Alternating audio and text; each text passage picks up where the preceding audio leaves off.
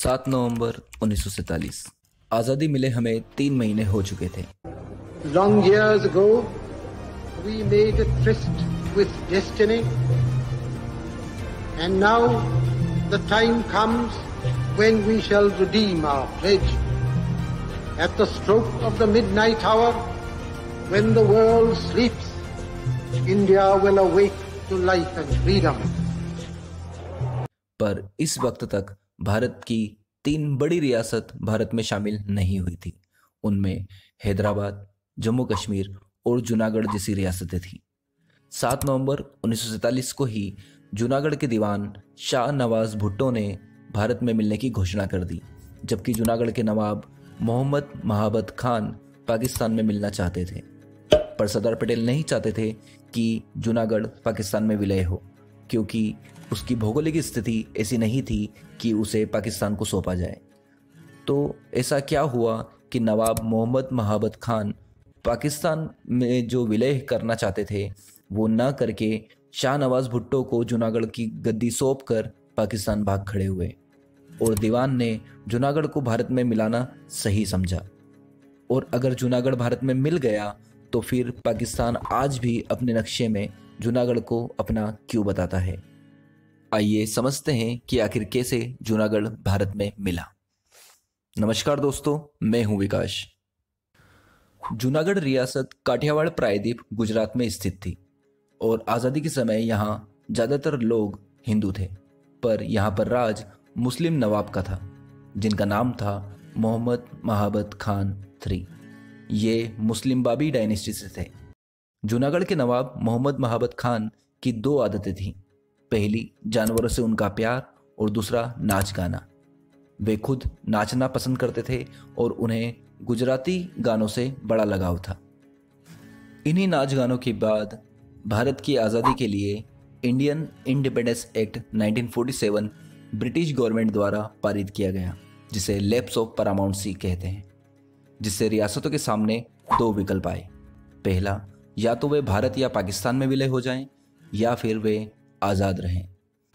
17 सितंबर 1947, जब भारत सरकार को यह पता लगा कि नवाब पाकिस्तान में मिलने की सोच रहे हैं, उस समय भारत में कई कैबिनेट मीटिंग हुई, और इन मीटिंगों में से एक मीटिंग माउंटबेटन की हुई थी सरदार वल्लभ भाई पटेल, वीपी मेनन और जवाहरलाल नेहरू के साथ में। जवाहरलाल नेहरू ने इस मीटिंग में अपना पक्ष रखते हुए बताया कि पाकिस्तान से नवाब को 8 करोड़ रुपए मिले हैं, जिसकी वजह से वे ये जिद कर रहे हैं। वहीं माउंटबेटन ने कहा कि मोहम्मद अली जिन्ना आपको फंसाने के लिए ये सब कर रहे हैं, ताकि आप जम्मू कश्मीर के मुद्दे से पीछे हट सकें। सरदार पटेल ने इसी मीटिंग में अपना पक्ष रखते हुए बताया कि अगर हम नर्म रहे तो इसका अंजाम हमें जम्मू कश्मीर और हैदराबाद में भुगतना पड़ेगा। वहीं माउंटबेटन ने सरदार वल्लभ भाई पटेल को समझाया कि अगर हमने आर्मी भेजी तो जूनागढ़ तो मिल जाएगा, पर जम्मू कश्मीर हाथ से निकल जाएगा, क्योंकि जूनागढ़ अगर हिंदू बहुलक राज्य है तो जम्मू कश्मीर मुस्लिम बहुल्य राज्य है। इन सब मीटिंग से केवल एक निष्कर्ष निकला कि जूनागढ़ से आने जाने वाले जितने भी रास्ते हैं उन पर नाकाबंदी कर दी जाए, और यही फैसला सारी कैबिनेट मीटिंग्स में भी लिया गया। 19 सितंबर 1947, वीपी मेनन, जो कि रियासत मंत्रालय के सचिव थे, वे जूनागढ़ भेजे गए। पंडित जवाहरलाल नेहरू ने उन्हें बगावत का कारण जानने के लिए भेजा था, पर वीपी मेनन की मुलाकात नवाब से नहीं हो पाई, या फिर ये कहें कि नवाब के दीवान शाह नवाज भुट्टो ने उन्हें मिलने ही नहीं दिया। दीवान शाह नवाज भुट्टो पाकिस्तान के पूर्व प्रधानमंत्री बेनज़ीर भुट्टो के दादाजी थे।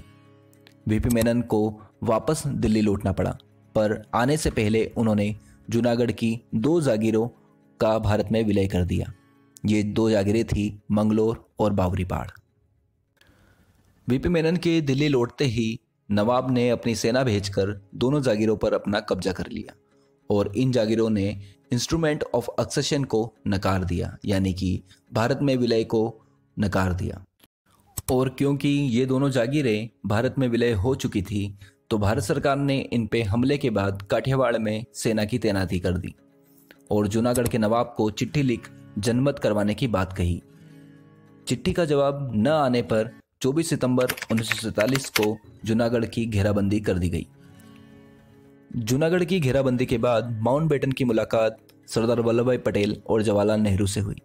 माउंटबेटन को लग रहा था कि युद्ध हो सकता है, इसलिए उन्होंने भारत सरकार को यूनाइटेड नेशन यानी कि संयुक्त राष्ट्र में जाने का सुझाव दिया।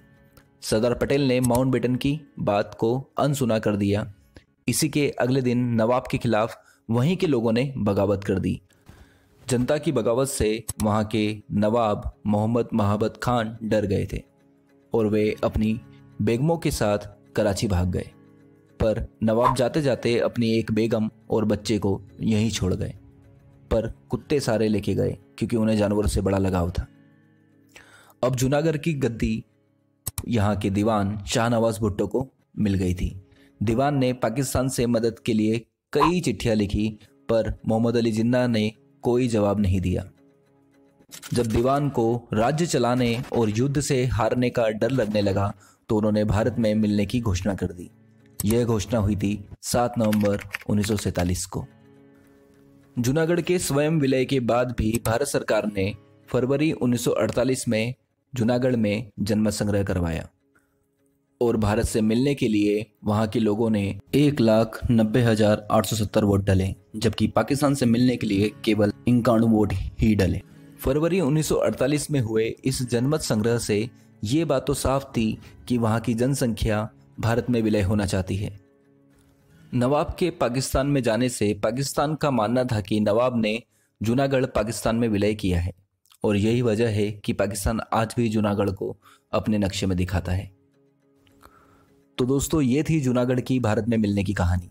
आपको ये वीडियो कैसा लगा मुझे कमेंट सेक्शन में ज़रूर बताएं और अगर अच्छा लगा हो तो चैनल को सब्सक्राइब ज़रूर करें। चलिए मिलते हैं किसी नए टॉपिक के साथ, तब तक जय हिंद, जय भारत।